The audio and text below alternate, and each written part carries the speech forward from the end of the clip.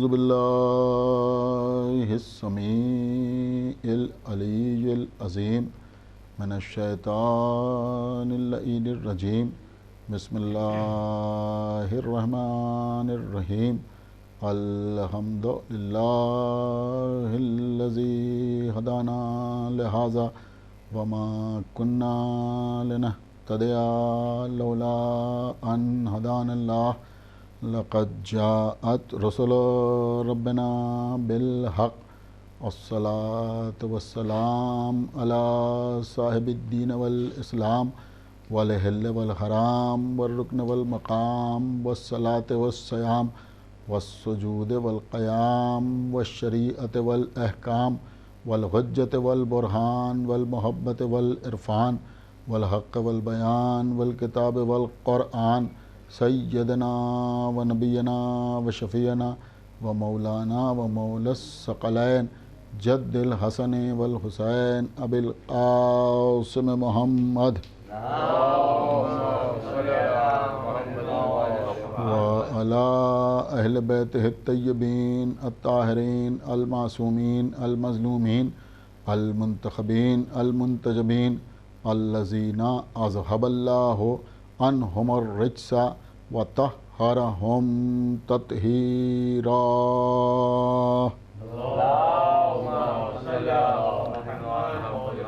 ولعنة الله على أعدائهم وقتلتهم وغاصبي حقوقهم ومنكري فضائلهم ومصائبهم أجمعين من الآن إلى يوم الدين.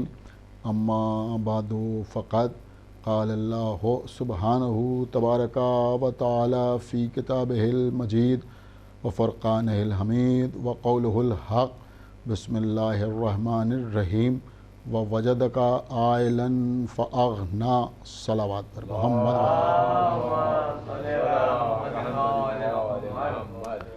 حضرات، یہ قرآن مجید کے 30ویں پارے کا ایک مختصر سا سورہ ہے جس کا نام ہے سورہ ضحیٰ.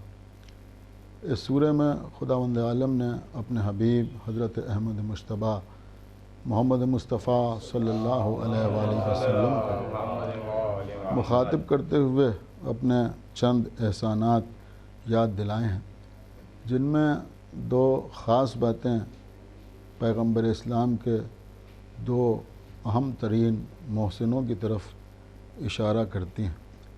پہلا اعلان ہے الم یجد کا یتیمن فآوا.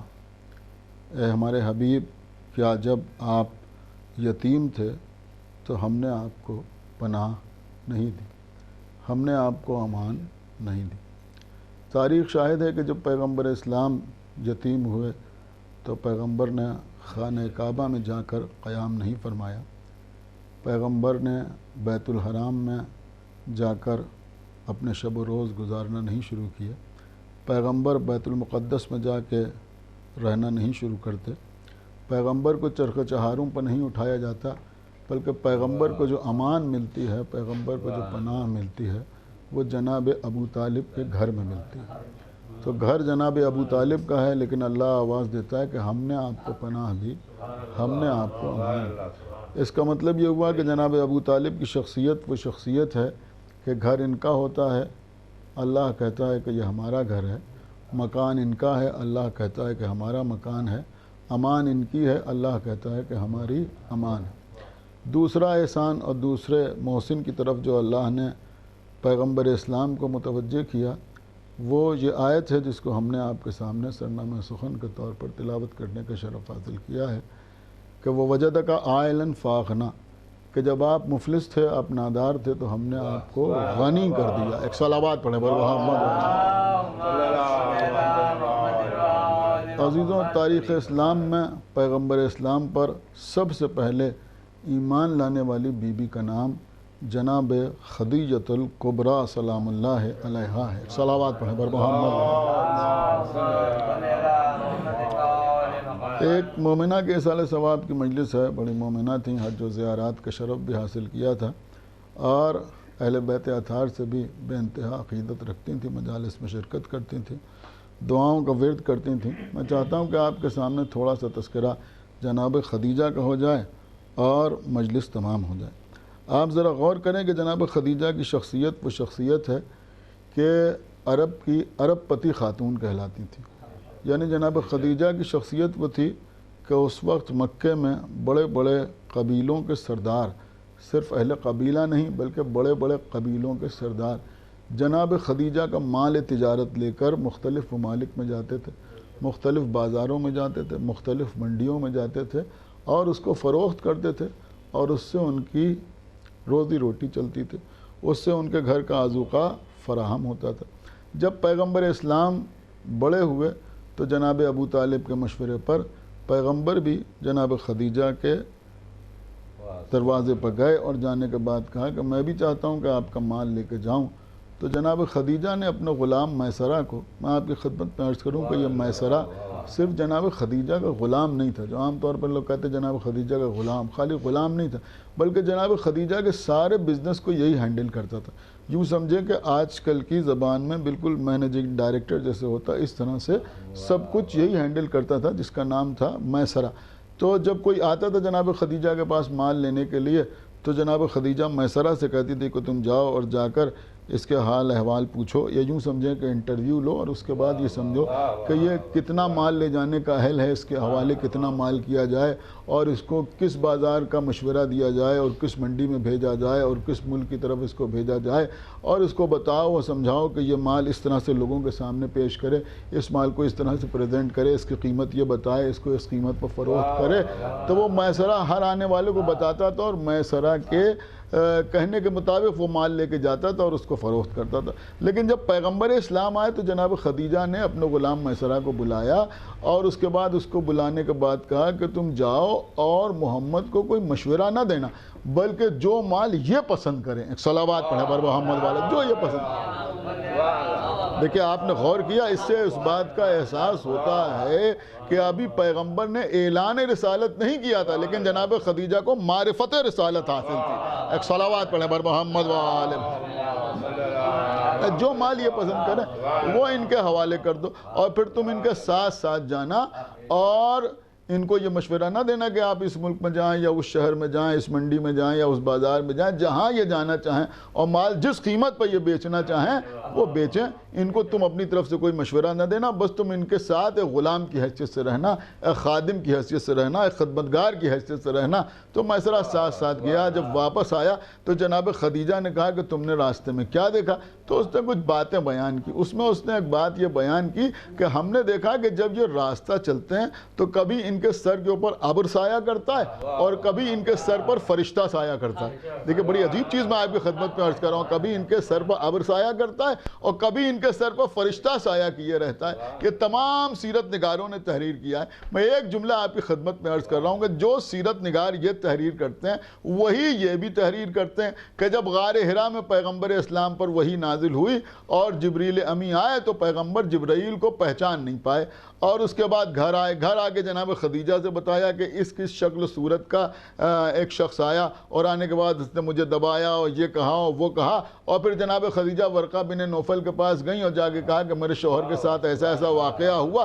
تو انہوں نے بتایا کہ آپ کو مبارک ہو کہ آپ کے شوہر پر وحی نازل ہوئی اور وہ آنے والا فرشتہ تھا اور اللہ نے آپ کے شوہر کو نبی بنایا ہے. آپ غور فرمائیے کہ محمد رسول اللہ کہنے والے، پیغمبر کو اللہ کا نبی ماننے والے اس طرح کی باتیں کر رہے ہیں کہ پیغمبر فرشتے کو پہچان نہیں پائے. میں ایک جملہ کہنا چاہتا ہوں کہ راستے میں میسرہ نے دیکھا تو اس نے آگے خدیجہ کو بتایا کہ ان کے سر کے اوپر فرشتہ سایہ کرتا ہے. اب آپ ہمیں بتائیے کہ جب خدیجہ کا غلام فرشتے کو پہچانتا ہے تو خدیجہ کا شوہر فرشتوں کو نہیں پہچانتا.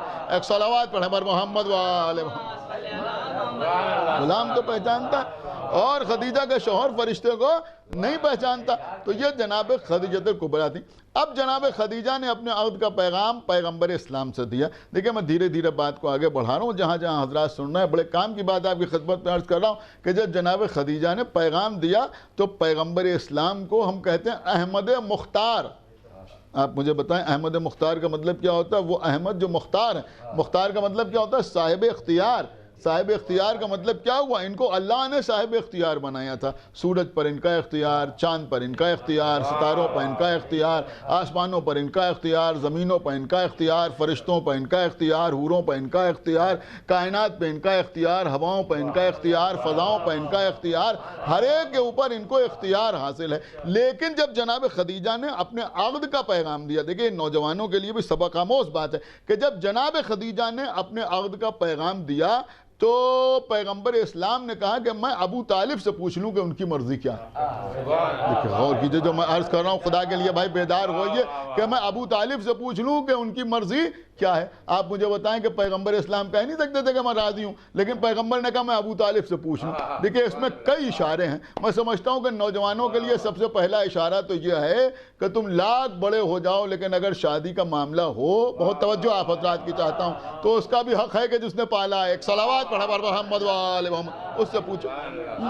تو کہا میں ابو طالب سے پوچھ لوں. اور دوسری بات جو ہماری سمجھ میں آتی ہے وہ قابل غور ہے، اس کے اوپر آپ توجہ فرمائیں کہ عزیزوں ہمارے ہاں بھی جب کسی کی شادی ہوتی ہے تو سب کچھ دیکھنے کے بعد یہ دیکھ لیا، وہ دیکھ لیا، وہ دیکھ لیا، وہ دیکھ لیا، سارے معلومات حاصل کرنے کے بعد کہا جاتا ہے بھائی اب اللہ کی مرضی دیکھی جائے. آپ مجھے بتائیں اللہ کی مرضی کیسے دیکھی جاتی ہے؟ اللہ کی مرضی کیسے دیکھی جاتی ہے؟ انہوں نے کہا آپ حج کرنے کے لیے جا رہے ہیں تو خانہ کعبہ کا پردہ پکڑ کے پوچھئے گا پروردگار تو اس رشتے سے راضی ہے یا راضی نہیں ہے؟ ایسا ہوتا ہے کہ نہیں؟ ایسا نہیں ہوتا. اچھا ہم رات میں ارادہ کر لیں کہ پروردگار تو خواب میں ہمیں دکھا دینا کہ تو اس رشتے سے راضی ہے یا راضی نہیں، کہ ایسا بھی نہیں ہوتا. پھر کیا ہوتا ہے؟ انہوں نے کہا اللہ کی مرضی دیکھنے کے لیے استخارہ دیکھا جاتا ہے. دیکھیں بالکل ایک زبان کا نقطہ میں آپ کی خدمت میں عرض کر رہا ہوں، کہہ کے عرض کر رہا ہوں کہ زبان کا نقطہ ہے، کوئی آرگومنٹ نہیں ہے، زبان کا نقطہ آپ کی خدمت میں پیش کر رہا ہوں. میں نے کہا بھائی استخارہ دیکھا جاتا ہے، استخارے کے ذریعے سے اللہ کی مرضی معلوم کی جاتی ہے. اب استخارہ کیسے دیکھا جاتا ہے؟ کہ یہ قرآن سے دیکھا جاتا ہے یا تسبیح سے دیکھا جاتا ہے؟ اس کا مطلب یہ ہوا کہ ہم کو اگر اللہ کی مرضی معلوم کرنا ہوتی ہے تو یا ہم قرآن کو وسیلہ بناتے ہیں یا تسبیح کو وسیلہ بناتے ہیں. اب جب پیغمبر کو اللہ کی مرضی معلوم کرنا تھی تو پیغمبر نے کس کو وسیلہ بنایا؟ ایک صلوات پڑھا بر محمد وآل محمد. پیغمبر نے کس کو وسیلہ بنایا؟ کہ پیغمبر اسلام نے جناب ابو طالب کو وسیلہ بنایا. اجازت ہو تو بہت بڑا جملہ میں آپ کی خدمت میں عرض کر رہا ہوں کہ مسلمانوں نے ابو طالب کو یہ کافر سمجھا یا مسلمان سمجھا؟ محمد نے ابو طالب کو یہ تسبیح سمجھا یا قرآن سمجھا؟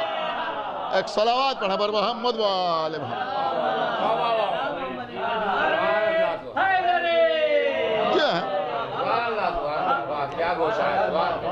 جناب ابو طالب اور جناب خدیجہ، ہماری جان قربان بی بی خدیجہ سلام اللہ علیہا پر آپ غور فرمائیں کہ پیغمبر کی تمام ازواج ایک طرف اور جناب خدیجہ ایک طرف. یہ جناب خدیجہ میں اور باقی ازواج میں فرق کیا ہے میں آپ کی خدمت میں عرض کروں.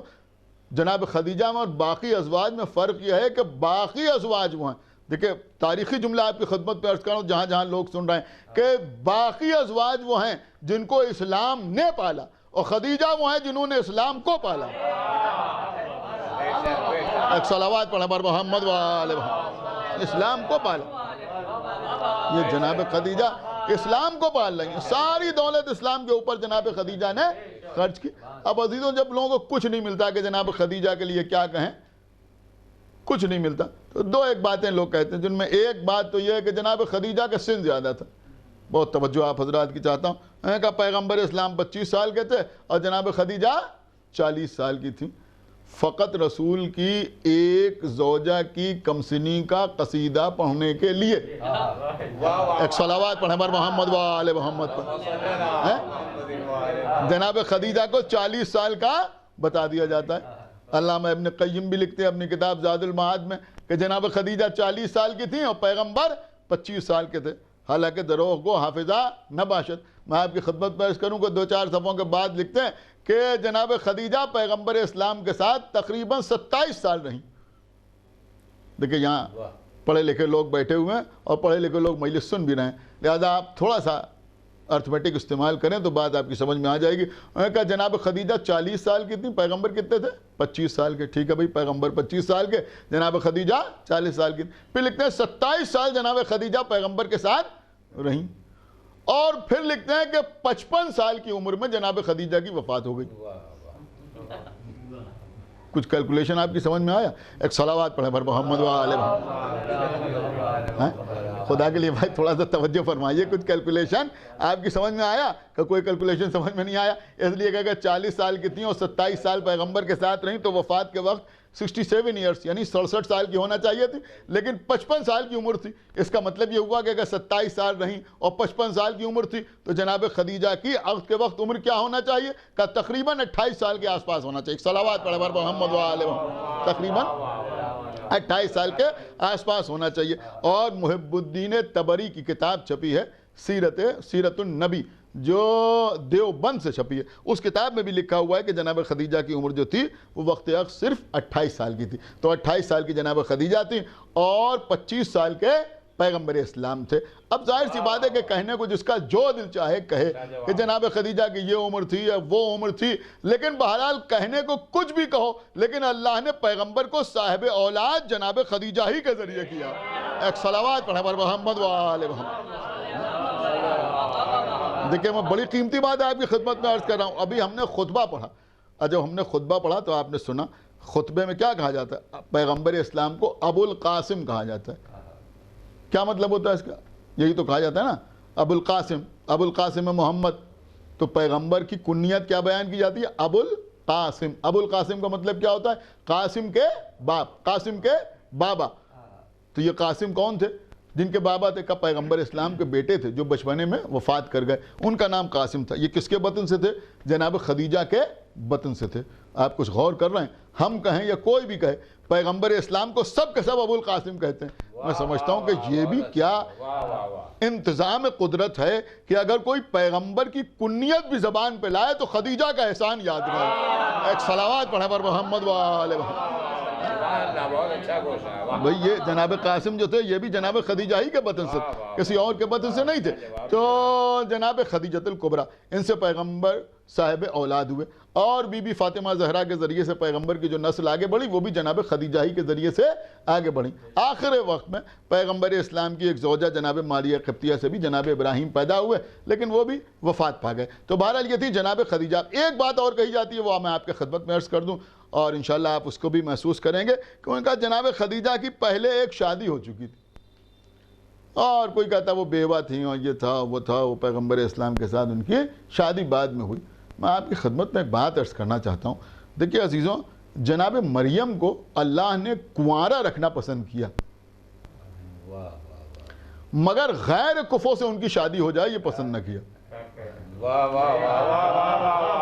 یہ میں نہیں کہہ رہا ہوں, یہ بڑے بڑے علماء کا بیان کیا ہوا نکتہ ہے, شیعہ اور سنی سب وہ بیان کرتے ہیں کہ جناب مریم صدیقہ تھی, جناب مریم طیبہ تھی, جناب مریم طاہرہ تھی. اللہ کو کوئی مریم کا کفو نہیں ملا, تو چونکہ کوئی کفو نہ ملا تو اللہ نے کہا غیر کفو سے کسی صدیقہ کی شادی نہیں ہوگی, غیر کفو سے کسی طاہرہ یا طیبہ کی شادی نہیں ہوگی. کوئی طاہر اس وقت ایسا نہیں تھا کہ جس سے جناب مریم کی شادی ہو جائے, کوئی صادق ایسا نہیں تھا جس سے جناب مریم کی شادی ہو جائے. لہذا اللہ نے ان کو کنوارا رکھنا پسند کیا, ان کو بیٹا عطا کیا, صاحب اولاد کیا. ایک جملہ کہوں گا کہ صاحب اولاد بھی اس لیے کر دیا کہ مریم بتول تھیں, تو لوگ ہر مریضہ کو بتول نہ سمجھنے لگے. ایک صلوات پڑھے پر محمد وآلہ محمد. لہذا اللہ نے ان کو, میں اشارتاً بہت بڑی بات آپ کی خدمت میں عرض کر گیا, اللہ نے ان کو اولاد عطا کی جناب عیسیٰ جیسی, لیکن ان کی شادی نہیں ہوئی. کیوں شادی نہیں ہوئی؟ کہا اس لیے کہ کوئی کفو ان کو نہیں ملا, لہذا ان کی شادی نہیں ہوئی. اللہ نے کنوارا رکھنا پسند کیا. عزیزوں میں آپ کی خدمت میں عرض کروں کہ جب پیغمبر اسلام نے, آپ حالات پڑھیے, تاریخ میں پڑھیے کہ جب جناب خدیجہ کی شادی پیغمبر اسلام کے ساتھ ہوئی, تو جیسے ہمارے ہاں کسی کی شادی ہوتی ہے تو لوگ صحرا پڑھتے ہیں, کوئی رخصتی پڑھتا ہے, کوئی نظم پڑھتا ہے. تو آپ ایک جملہ اکثر سنتے رہتے ہیں اکثر شعراء سے, انہوں نے کہا ہاتف کی صدا آئی. کسی کا انتقال ہو جائے تو شاعر نظم کرتا ہے کہ ہاتف کی صدا آئی. کسی کی شادی ہو تو اکثر شاعر نظم کرتا ہے کہ ہاتف کی صدا آئی. یہ ہاتف جو ہے اس کی آواز کوئی سنتا ونتا نہیں, یہ شاعر کے کان میں آگے چپکے سے کہہ دیتا ہے. میری بات آپ سمجھ رہے ہیں, اور شاعر سب کو بتا دیتا ہے. لیکن جب جناب خدیجہ اور پیغمبر اسلام کی شادی ہوئی تو اس وقت واقعی ہاتف کی آواز آئی. آپ سمجھ رہے ہیں, ہاتف غیبی کی آواز آئی, اور وہ آواز سب نے سنی. یعنی ایسا نہیں ہے کہ کسی ایک نے سنی, سارے مکے نے سنی. آپ کو معلوم ہے وہ آواز کیا تھی؟ کہ اس وقت ہاتف کی آواز آئی کہ خداوند عالم اپنے اوپر یہ کہہ کے فخر کر رہا ہے, بہت توجہ کے ساتھ سنیے گا, کہ میں نے صادقہ کو صادق سے اور طاہرہ کو طاہر سے بیاہ دیا. ایک صلوات پڑھے پر محمد و آل محمد. ایک صلوات اور پڑھتے پر محمد و آل محمد.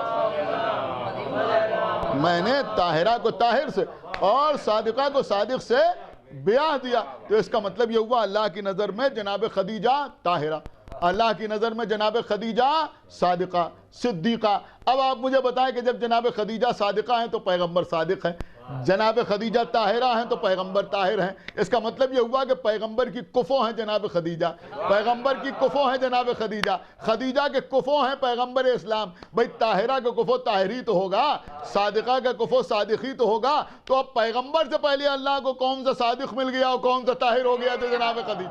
ایک صلوات پڑھے پر محمد و آل محمد. بس قبلہ بات تمام ہو گئی. ایک صلوات اور پڑھتے پر محمد و آل محمد.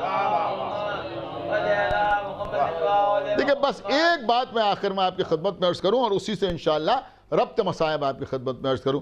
دیکھیں عزیزوں، میں اکثر نکتے سے نکتہ نکالتا ہوں اور اکثر علماء، ذاکرین، خطبہ، یہ میرا نکتہ قطعی نہیں ہے اور مجھے یہ بھی نہیں معلوم کہ کس کا نکتہ ہے، اس لیے کہ اکثر علماء ذاکرین کو میں نے پڑھتے ہوئے سنا ہے، بزرگ ذاکرین کو پڑھتے ہوئے سنا ہے. میں آپ کی خدمت میں وہی دہرا رہا ہوں کہ وہ یہ بیان کرتے ہیں کہ باغی کون ہوتا ہے اور مومن کون ہوتا ہے اور محسن کون ہوتا ہے.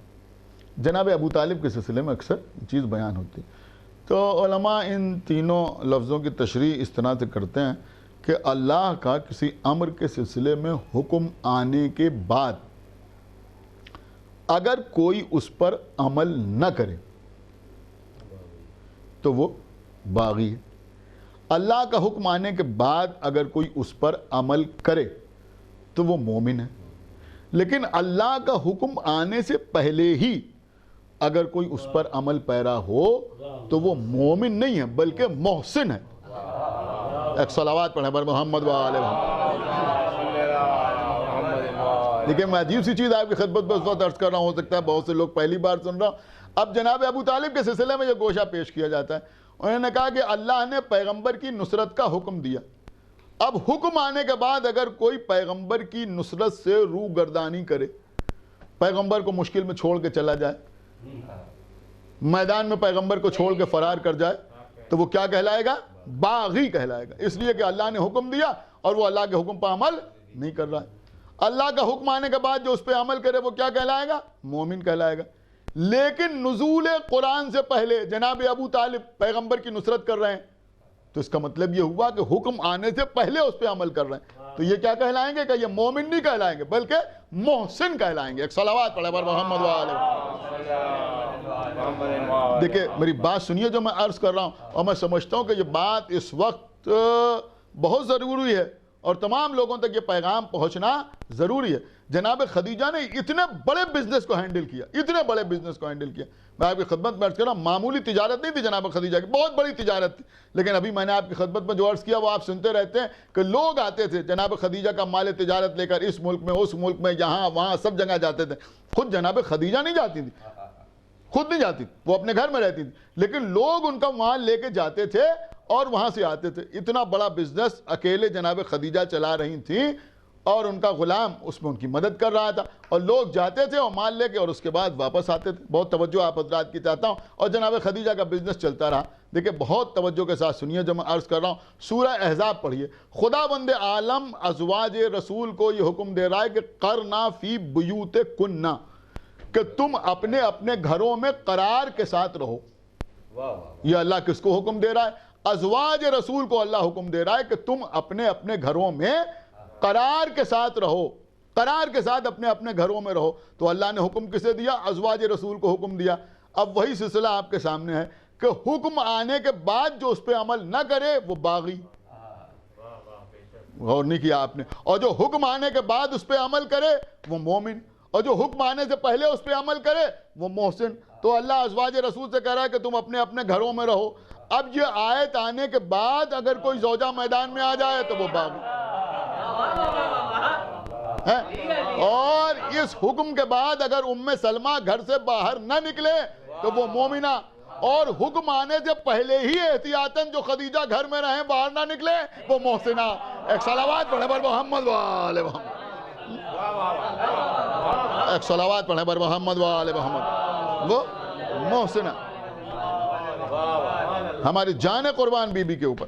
اب آپ ذرا غور کیجئے کہ جو بی بی اپنے گھر سے باہر نہیں نکلی تو پیغمبر اسلام کے گھر آئیں اور اس کے بعد اسلام کے لیے اپنی ساری دولت قربان کر دی. اسی بی بی کے خانوادے کے ساتھ کیا سلوک کیا گیا. خداوند عالم مرحومہ کو جوار معصومین میں جگہ عنایت فرمائے. ان کے متعلقین کو، ان کی اولادوں کو، ان کے دیگر اعزاء و اقربا کو زیادہ سے زیادہ ایصال ثواب کی اور کار خیر کی توفیق عنایت فرمائے. بس عزیزوں، میں نے مجلس کو تمام کیا. آپ ذرا غور فرمائیں عزیزوں کہ اسی بی بی کی اولاد کربلا کے میدان میں بے ردا بیویاں، بے کجاوا ناکوں پر سوار. خدا آپ کو کسی غم میں نہ ڈلائے سوائے غم سرکار سید الشہداء کے. ان آنسوؤں کے ساتھ دعا کریں کہ خداوند عالم اس وبا سے تمام مومنین کو، مومنات کو محفوظ رکھے. جو بیمار ہیں خداوند عالم ان کو صحت کاملہ عطا فرمائے. جو اس دنیا سے گزر گئے خداوند عالم ان کی مغفرت فرمائے. ان کو ائمہ طاہرین کے قریب مقام عطا فرمائے. بس عزیزوں، مجلس تمام ہو رہی ہے. کربلا کے میدان میں بعد قتل حسین کون سا ایسا ظلم تھا جو نہ ہوا. کوئی تعزیت دینے کے لیے نہیں آیا، کوئی دلاسا دینے کے لیے نہیں آیا، کوئی پرسہ دینے کے لیے نہیں آیا. ہاں آئے تو لوگ، ایسا نہیں ہے کہ کوئی نہیں آیا، نہیں آئے لوگ، لیکن خیمے جلانے کے لیے آئے، چادریں چھیننے کے لیے آئے، بیمار کے نیچے سے بستر کھینچنے کے لیے آئے، بی بی سکینہ کے رخساروں پر تماچے لگانے کے لیے آئے. جزاکم اللہ خیر الجزا. میں مصائب میں کوئی کمی نہیں کرنا چاہتا. یہی مقصد و معال مجلس ہے. اس لیے کہ اگر کہیں فرش عزائے حسین بچھایا جاتا ہے تو حسین کی دکھیا ماں بی بی زہرا رومال سفید لے کے آ جاتی ہیں. میرے بچے پر رونے والے جمع ہیں، میرے بچے پہ آنسو بہانے والے جمع ہیں. آ کے آواز دیتی ہیں خوشحال ہو تمہارا، اس لیے کہ تم اس پر رو رہے ہو جس پر رونے والوں کو کربلا میں رونے نہ دیا گیا. جزاکم اللہ خیر الجزا. بس عزیزوں، میرا دل چاہ رہا ہے کہ میں آپ کی خدمت میں عرض کروں کہ امام حسین کے فرزند امام زین العابدین علیہ الصلوۃ والسلام کربلا کے بعد 35 سال باحیات رہے. 35 سال دنیا میں بظاہر موجود رہے. 35 سال تک مسلسل روتے رہے. ساری زندگی روتے ہوئے گزر گئی. روتے رہے امام زین العابدین علیہ الصلوۃ والسلام. کھانا سامنے آیا رو دیے. کسی نے پوچھا مولا یہ کھانا دیکھ کے کیوں روئے؟ کہ جب کھانا دیکھتا ہوں تو کربلا کے بھوکے یاد آ جاتا. پانی سامنے آیا تو روئے. کہا مولا یہ پانی دیکھ کے کیوں روئے؟ کہ پانی دیکھتا ہوں تو کربلا کے پیاسے یاد آ جاتے. ساری زندگی امام کی روتے ہوئے گزر گئی. ہاں عزیزوں، ساری زندگی پورے کربلا کے واقعات کو یاد کر کر کے روتے تھے. لوگ امام سے مصائب کربلا سنتے تھے. اسی سے مجلسوں کا آغاز ہوا.